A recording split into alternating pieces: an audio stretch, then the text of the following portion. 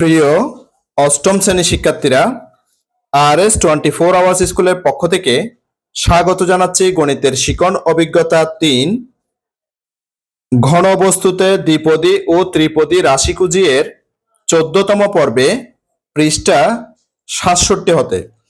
তোমরা যারা এখনো প্রথম থেকে 13তম পর্বগুলো দেখোনি, তোমাদের দেখার সুবিধার্থে এই ভিডিওর নিচে ডেসক্রিপশন বক্সে প্রথম থেকে 13তম পর্বের লিঙ্কগুলো দিয়ে দেব। তোমরা তোমাদের সুবিধা মতো দেখে নিতে পারবে। গত 13তম পর্বে আমি 67 পৃষ্ঠার একক কাজ এতটুক পর্যন্ত সমাধান করিয়েছিলাম। আজকের পর্বে সমাধান করাবো 67 পৃষ্ঠার ঘনরাশির লসাগু হতে। আজকের ক্লাসটি শুরু করার আগে তোমাদের কাছে একটা রিকোয়েস্ট থাকবে, তোমরা যারা এখনো আমার চ্যানেলটি সাবস্ক্রাইব করোনি তাড়াতাড়ি সাবস্ক্রাইব করে যুক্ত হয়ে যাও। গণিত সহ বিভিন্ন বিষয়ের ক্লাস দেখে নিজেদের যোগ্যতা বাড়াও, কারণ শিখন হবে অভিজ্ঞতায়, মূল্যায়ন হবে যোগ্যতায়। চলো এবার আজকের ক্লাসটিকে সামনের দিকে এগিয়ে নেওয়া যাক। ঘনরাশির লসাগু। রাফিদ 6 সেন্টিমিটার দৈর্ঘ্য বিশিষ্ট ঘনক আকৃতির বক্সসহ মগ এবং রহিমা 8 সেন্টিমিটার দৈর্ঘ্য বিশিষ্ট ঘনক আকৃতির বক্সসহ মগ কিনবে। তারা তাদের মগগুলো রাখার জন্য ঘনক আকৃতির একটি কাঠের বক্সও কিনতে চায়। তাহলে রাফিদ 6 সেন্টিমিটার দৈর্ঘ্য বিশিষ্ট ঘনক আকৃতির বক্সসহ মগ এবং রহিমা 8 সেন্টিমিটার দৈর্ঘ্য বিশিষ্ট ঘনক আকৃতির বক্সসহ মগ কিনবে। তারা তাদের মগগুলো রাখার জন্য ঘনক আকৃতির একটি কাঠের বক্সও কিনতে চায়। এবার সর্বনিম্ন কোন আকৃতির কাঠের বক্স কিনলে তারা তাদের মগগুলো কাঠের বক্সে সম্পূর্ণরূপে পূর্ণ করে রাখতে পারবে। তাহলে প্রথম যে প্রশ্নটা আছে সেই প্রশ্নটাকে আমি 1 নাম্বার দিয়ে দিয়েছি। সর্বনিম্ন কোন আকৃতির কাঠের বক্স কিনলে তারা তাদের মগগুলো কাঠের বক্সে সম্পূর্ণরূপে পূর্ণ করে রাখতে পারবে। এবার পরের যে প্রশ্নটা দিছে সেটাকে আমি 2 নাম্বার দিয়েছি। সেটা হচ্ছে কি, এই ক্ষেত্রে রাফিদকে কয়টি ঘনক আকৃতির বক্স সহ মগ কিনতে হবে। 3 নাম্বার যে প্রশ্নটা দিছে সেটাকে আমি 3 নাম্বার দিয়েছি। দেখো, রহিমাকে কয়টি ঘনক আকৃতির বক্স সহ মগ কিনতে হবে। তাহলে আমরা যে এরা যে মগ কিনবে, হ্যাঁ, সে মগগুলো এই যে বাক্সের মধ্যে রাখবে, এই চিত্রটা এখানে দেওয়া আছে। রাফিদ যে মগগুলো কিনবে সেগুলোর বাক্সের সহ মগের যে দৈর্ঘ্য সেটা হবে 6 সেন্টিমিটার, এগুলো হবে। আর রহিমা যে মগগুলো কিনবে সেই মগগুলোর বাক্স সহ প্রত্যেকটা বাক্সের দৈর্ঘ্য হবে 8 সেন্টিমিটার। এবার এই যে 1, 2 এবং 3 নাম্বার যে প্রশ্নগুলো আছে সেই প্রশ্নগুলোর উত্তর আমি তোমাদের জন্য খাতায় করে দেখাচ্ছি। প্রথম যে প্রশ্নটা উত্তর দিব সেটা হচ্ছে কি, 1 নাম্বার, সর্বনিম্ন কোন আকৃতির কাঠের বক্স কিনলে তারা তাদের মগগুলো কাঠের বক্সে সম্পূর্ণরূপে পূর্ণ করে রাখতে পারবে। এখানে একটা কথা আছে, সেটা হচ্ছে কি, সর্বনিম্ন। কি কথাটা আছে? সর্বনিম্ন। সর্বনিম্ন কথাটা থাকলে বা ক্ষুদ্রতম কথাটা থাকলে বা সবচেয়ে ছোট, সবচেয়ে ক্ষুদ্রতম, এই ধরনের কথাগুলো থাকলে আমরা অবশ্যই লসাগু নির্ণয় করব।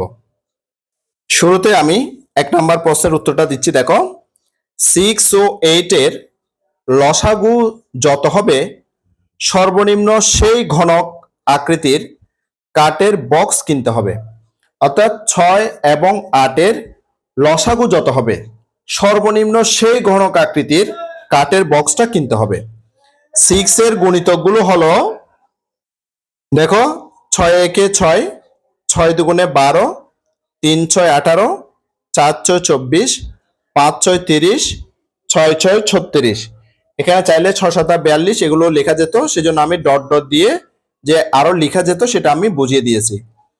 8 এর গুণিতকগুলো হলো 8 একে 8, 8 দুগুণে 16, 3 8 24, 4 8 32, 5 আড়া 40, 6 আড়া 48, এরপরে 7 আড়া 56, 8 আড়া 64 এভাবে করা যেত বলে বা গুণিতকগুলো নির্ণয় করা যেত, তাই আমি এখানে ডট ডট দিয়ে সেগুলো যে অসীম সংখ্যক সেটা বুঝিয়ে দিয়েছি।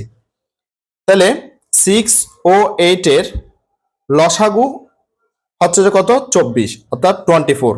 অর্থাৎ এখানে যে আমরা গুণিতক বের করেছি, 6 এর গুণিতক এগুলা আর 8 এর গুণিতক এগুলা, এই দুটো সংখ্যার গুণিতকগুলোর মধ্যে সাধারণ যে ক্ষুদ্রতম যে গুণিতকটা মিল আছে সেটা হচ্ছে কত, 24।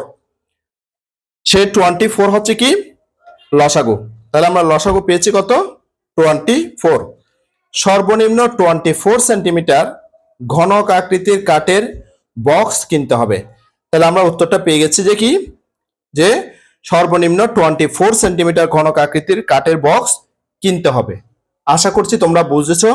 তোমরা বুঝছো কিনা সেটা অবশ্যই আমাকে কমেন্ট বক্সের মধ্যে জানাবে। এবার 2 নম্বর প্রশ্নের উত্তর করব। 2 এবং 3 প্রশ্নের উত্তর একসাথে আমি তোমার জন্য করে দেখাচ্ছি। এবার 2 নাম্বার এবং 3 নাম্বার প্রশ্নের উত্তর দেব। 2 নাম্বার প্রশ্নটা কি বলছে দেখো, এই ক্ষেত্রে রাফিদকে কয়টি ঘনক আকৃতির বক্স সহ মগ কিনতে হবে? 3 নাম্বার, রহিমাকে কয়টি ঘনক আকৃতির বক্স সহ মগ কিনতে হবে? দেখো 2 নাম্বার প্রশ্নের উত্তরটা, রাফিদকে ঘনক আকৃতির বক্স সহ মগ কিনতে হবে সমান 24 ডিভিশন 60 বা 40, অর্থাৎ 24কে 6 দিয়ে ভাগ করলে 424, 4টি মগ কিনতে হবে। এখানে যে 24, এই 24টা আমরা পেয়েছি লসাগু থেকে, অর্থাৎ লসাগুকে 6 দিয়ে ভাগ করলে 4টি হয়। 3 নাম্বার, রহিমাকে ঘনক আকৃতির বক্স সহ মগ কিনতে হবে। লসাগু হচ্ছে 24, সেই 24কে 8 দিয়ে ভাগ, তাহলে 24 ডিভিশন 80 বা 3টি, 3 আড়া 24। তাহলে আমরা 2 এবং 3 নাম্বার প্রশ্নের উত্তর পেয়ে গেছি। আশা করছি তোমরা খুব ভালো মতো বুঝে গেছো। 67 পৃষ্ঠায় যেহেতু আমরা 1, 2, 3 নাম্বার প্রশ্নের উত্তর দিয়েছি, সেই উত্তরের আলোকে আমরা এবার পরের পৃষ্ঠা অর্থাৎ 68 পৃষ্ঠায় এই এসো 3.5 এই ছকটি পূরণ করি। এই 3.5টা আছে ছক, এই ছকটি আমরা এখন পূরণ করব। এখানে বাম কলামে আছে ঘনক আকৃতির মগের বক্স, আর এখানে ডান কলামে আছে প্রয়োজনীয় ঘনক আকৃতির কাঠের বক্স সেন্টিমিটারের দৈর্ঘ্য। এবার 6 সেন্টিমিটার দৈর্ঘ্যের যে মগের বাক্সটা আছে সেটার আমরা এখন গুণিতক বের করব। প্রথমে 6 এর গুণিতকগুলো নির্ণয় করতেছি। দেখো 6 একে 6 যেটা এখানে দেওয়া ছিল, 6 দুগুণে 12 যেটা দেওয়া ছিল না সেটা আমরা এখানে লিখে দিলাম, 3 6 18, 18 এখানে দেওয়া আছে, 4 6 24, 24 দেওয়া ছিল না সেজন্য লিখলাম, 5 6 30, 30 দেওয়া আছে, এরপর হচ্ছে 6 6 36, 36 দেওয়া ছিল না সেজন্য লিখলাম, এরপরে 6 7 42, 42ও দেওয়া ছিল না সেজন্য লিখলাম, এরপরে 6 আড়া 48, 48 দেওয়া ছিল না সেজন্য এখানে 48 লিখলাম। এবার 8 এর গুণিতকগুলো নির্ণয় করব।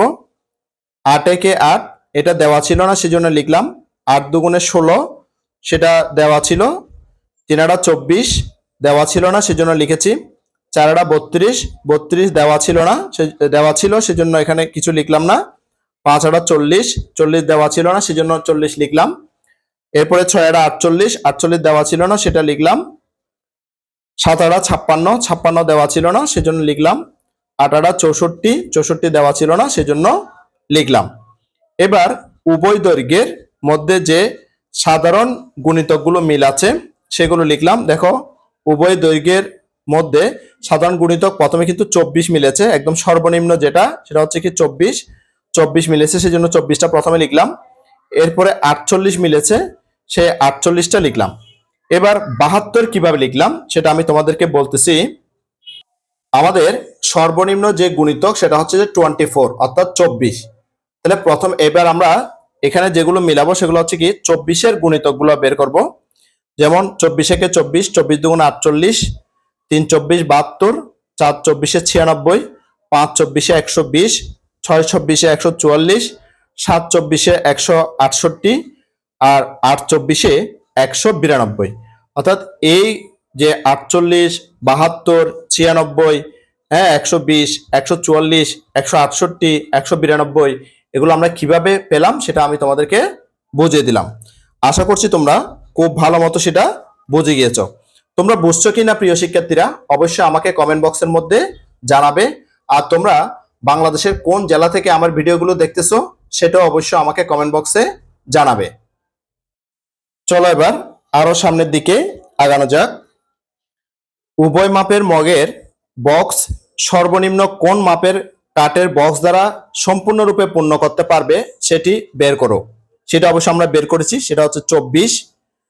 এটি মগের বক্স দুটির লসাগু। তাহলে লসাগু আমরা পেয়েছি 24। মিলিয়ে দেখো উভয় আকৃতির মগের বক্স দ্বারা সর্বনিম্ন 24 সেন্টিমিটার দৈর্ঘ্য বিশিষ্ট ঘনক আকৃতির কাঠের বক্সকে সম্পূর্ণরূপে পূর্ণ করা যাবে। তাহলে আমরা সেটা কিন্তু বের করেছি যে 24 সেন্টিমিটার দৈর্ঘ্য বিশিষ্ট ঘনক আকৃতির কাঠের বক্সকে সম্পূর্ণরূপে পূর্ণ করা যাবে। এবার চলো আরো সামনের দিকে আগাই।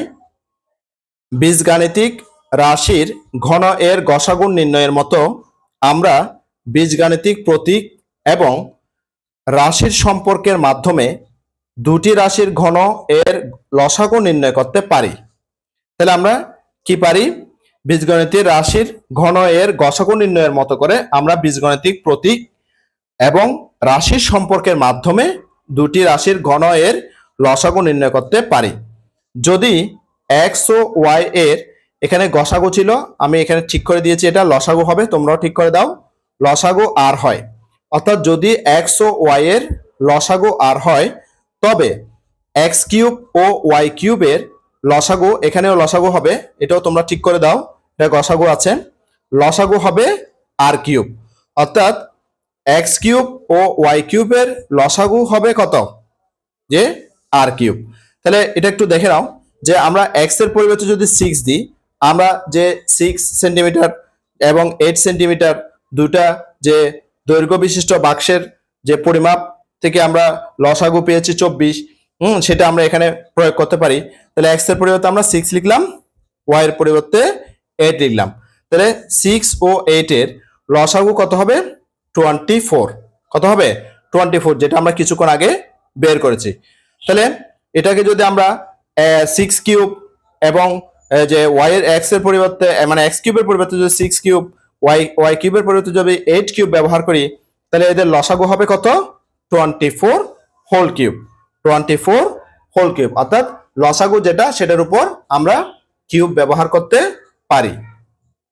যেহেতু আমরা এটা শিখেছি তা সেজন্য তারা আমাদেরকে একটা এখন একক কাজ দিয়েছে, সে একক কাজটা আমরা এখন করব। একক কাজের যে প্রশ্নটা দিয়েছে সে প্রশ্নটা কি দিয়েছে একটু দেখো। একক কাজ, তোমরা বলো তো 10 এবং 6 এর লসাগু কত হবে? তাহলে প্রথমে আমরা 10 এবং 6 এর লসাগু বের করে সেটা বলতে হবে।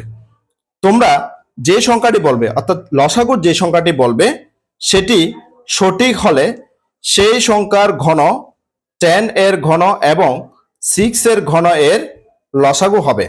অর্থাৎ তোমাদের বলা সংখ্যাটি যদি সঠিক হয় তবে যে সেই সংখ্যার ঘন, অর্থাৎ যেটা আমরা লসাগু হিসেবে বলবো সেটার ঘন 10 এর ঘন এবং 6 এর ঘন এর লসাগু কিন্তু একই হবে। সেটা আমাদেরকে এখন প্রমাণ করে দেখাতে হবে।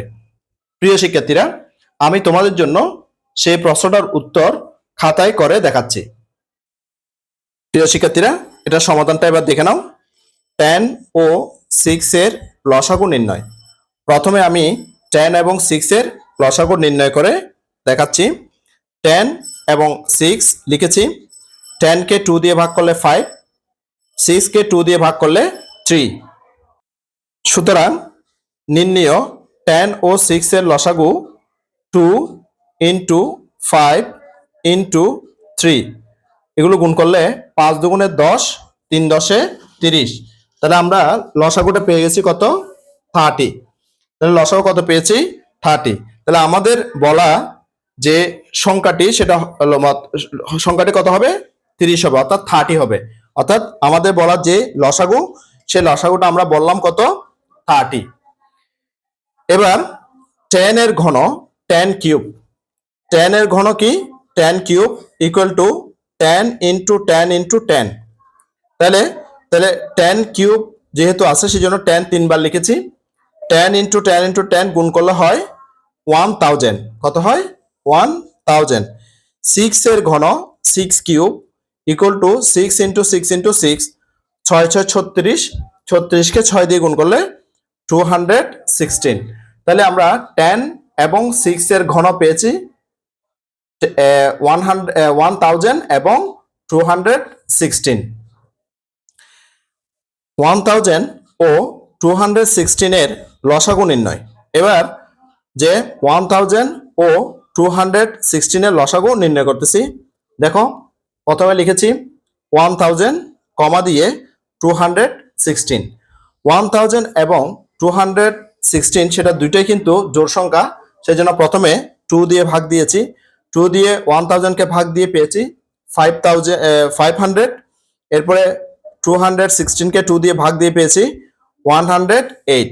এবার 500 এবং 108 দুটোটাই কিন্তু জোড় সংখ্যা, সেজন্য 2 দিয়ে আবার ভাগ দিয়েছি।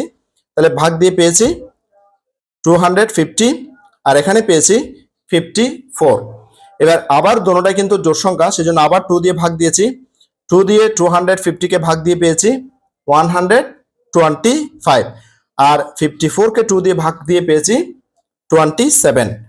নির্ণেয় লসাগু, এখান থেকে 2 লিখলাম ইনটু এখান থেকে 2টা লিখলাম ইনটু এখান থেকে এই 2টা লিখলাম ইনটু এখান থেকে 125 সেটা লিখলাম ইনটু এখান থেকে 27টা লিখলাম। এবার এই সবগুলো সংখ্যা গুণ করে পেয়েছি 27,000। কত পেয়েছি? 27,000। হ্যাঁ, অর্থাৎ 27,000 পেয়েছি। এবার 27,000কে আমরা লিখেছি 30 হোল কিউব।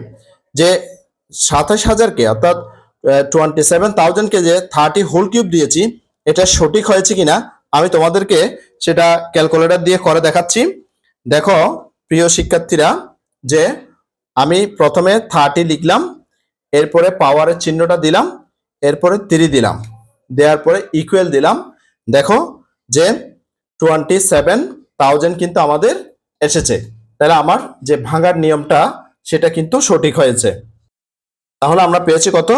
30 কিউব। আমাদের বলা সংখ্যাটির ঘন অর্থাৎ 10 এর ঘন এবং 6 এর ঘন এর লসাগু এর সমান। তাহলে আমাদের বলা সংখ্যাটি যেটা ছিল সেটা হচ্ছে কত? 30 ছিল। 30 এর ঘন এবং যে 10 এর ঘন এবং 6 এর ঘন করে যে সংখ্যাগুলো পেয়েছি সেই সংখ্যাগুলোর লসাগু যেটা পেয়েছি সে লসাগু এর ঘন কিন্তু আর আমাদের বলা যে সংখ্যা সেটার যে ঘন সমান হয়েছে। অতএব নিচে লিখেছি আমাদের বলা সংখ্যাটি সঠিক হয়েছে। তাহলে আমাদের বলা সংখ্যাটি কিন্তু সঠিক হয়েছে। নিশ্চয়ই তোমরা খুব ভালো মতো এগুলো বুঝতে পারছো। ঠিক আছে, তোমরা কিরকম বুঝছো সেটা অবশ্যই আমাকে কমেন্ট বক্সে জানাবে, এবং তোমরা বাংলাদেশের কোন জেলা থেকে আমার ভিডিওগুলো দেখতেছো সেটাও অবশ্যই আমাকে কমেন্ট বক্সে জানাবে। ভিডিওটি যদি তোমাদের ভালো লাগে বা অঙ্কগুলো যদি তোমরা যে অঙ্কের সমাধানগুলো যদি তোমরা ভালো মতো বুঝে থাকো অবশ্যই একটা লাইক দিবে। তাহলে আমরা 68 পৃষ্ঠার যে একক কাজটি ছিল সে একক কাজটি সমাধান হয়েছে। সমাধানের মাধ্যমে কিন্তু আমাদের যে তৃতীয় অভিজ্ঞতার যে সমস্যাগুলো ছিল সেগুলো সমাধান হয়েছে। এবার আমরা যে তৃতীয় অভিজ্ঞতার অনুশীলনী সমস্যাগুলো সমাধান করব। আজকের পর্বটি এই পর্যন্ত।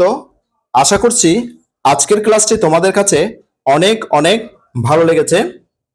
আগামী পর্বে শিকন অভিজ্ঞতা 3 ঘনবস্তুর তে দ্বিপদী ও ত্রিপদী রাশিকুজি এর অনুশীলনীগুলো সমাধান করাবো। গণিতের শিকন অভিজ্ঞতা 3 ঘনবস্তুতে দ্বিপদী ও ত্রিপদী রাশিকুজি এর 15তম পর্বটি দেখার আমন্ত্রণ জানাচ্ছি।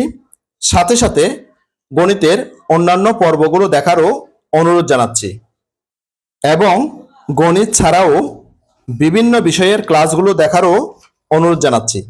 ইতিমধ্যে তোমরা যারা আমার চ্যানেলটি সাবস্ক্রাইব করে আমার ক্লাসগুলো নিয়মিত দেখতেছো, তোমাদেরকে আমার অন্তরের অন্তঃস্থল থেকে অসংখ্য অসংখ্য ধন্যবাদ। আর যারা সবেমাত্র আজকে প্রথমবার আমার ক্লাসটি দেখলা, তোমাদের প্রতি অনুরোধ রইল তোমরা আমার চ্যানেলটি সাবস্ক্রাইব করে পাশের নোটিফিকেশন অল করে বেল বাটনটিকে বাজিয়ে দাও। আর তোমার বন্ধুদের সাথে ও আত্মীয়স্বজনের সাথে ক্লাসগুলো বেশি বেশি শেয়ার করো, যাতে করে তারাও তোমার মতো দেখে উপকৃত হয়। গণিতের শিখন অভিজ্ঞতা 3, ঘনবস্তুতে দ্বিপদী ও ত্রিপদী রাশি কুজিয়ের 15তম পর্বটি দেখার আমন্ত্রণ জানিয়ে আজকের পর্বটি এখানে শেষ করতেছি। সবাই ভালো থাকবা, সুস্থ থাকবা, অবশ্যই নিরাপদে থাকবা। সবাইকে ধন্যবাদ।